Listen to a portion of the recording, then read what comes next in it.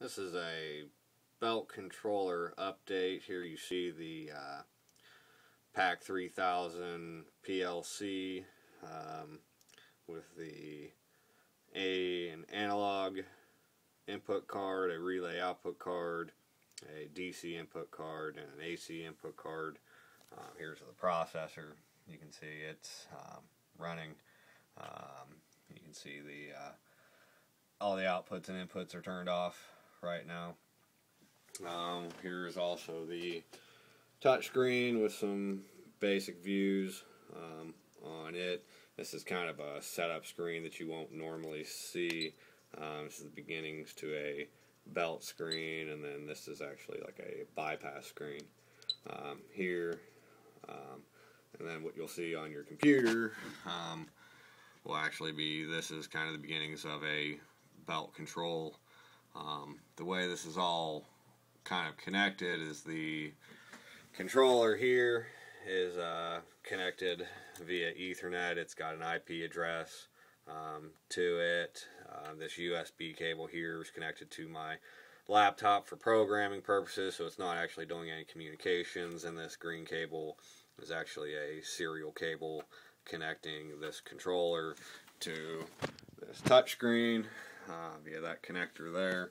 There's also a USB cable for the touchscreen for programming purposes.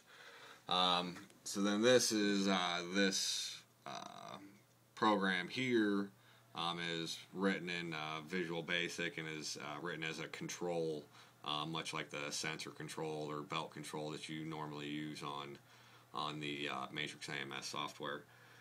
We'll go ahead and kind of demonstrate what I have going on right now. If we look at the panel, we'll go to this menu screen here, and when I hit start sequence in the program, that's basically just going to simulate there being another belt running, and we'll look at the controller here, so we'll turn it on. You should be able to hear the relay kind of clicking in, and you can see the relay clicking on. That's just to represent sequence coming into the system.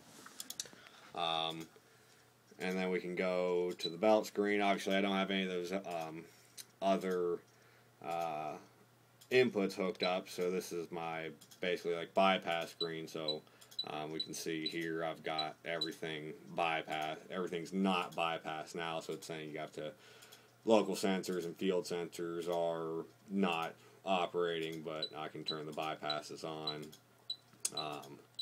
and allow the belt to run. And then from here, obviously I can hit start belt. We can watch the output. You can still see the sequence clicking. 7 is the pre-start siren, and then 1 is the actual drive output relay. And now you're seeing a simulated slip detection as well. So instead of just having the sequence blinking on and off, you also got a slip, and we're showing that the relay is closed, representing drive output. You can also do that from here. This isn't programmed just right yet. The start button's actually acting as a toggle button, but if I start here and click the start button, that'll actually do a stop.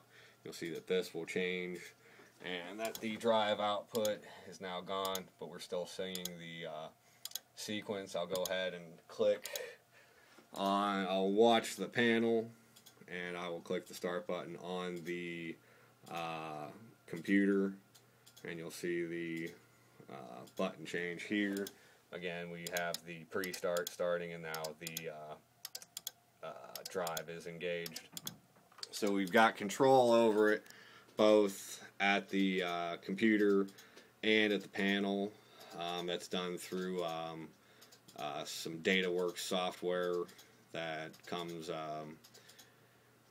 with the PLC, and of course we can go to the test screen and basically turn off any one of these that'll activate one of the outputs to trip it, and it deactivates the drive output. So the programming is as far as the belt control goes, it's pretty much done.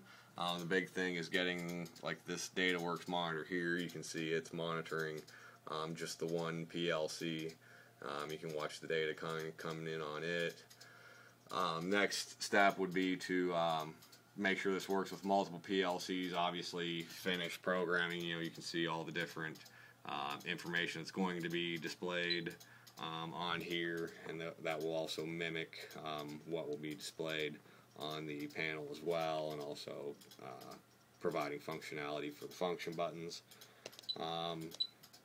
and then providing a way to create a demo out of all this would be the final step before trying to produce these and sell them.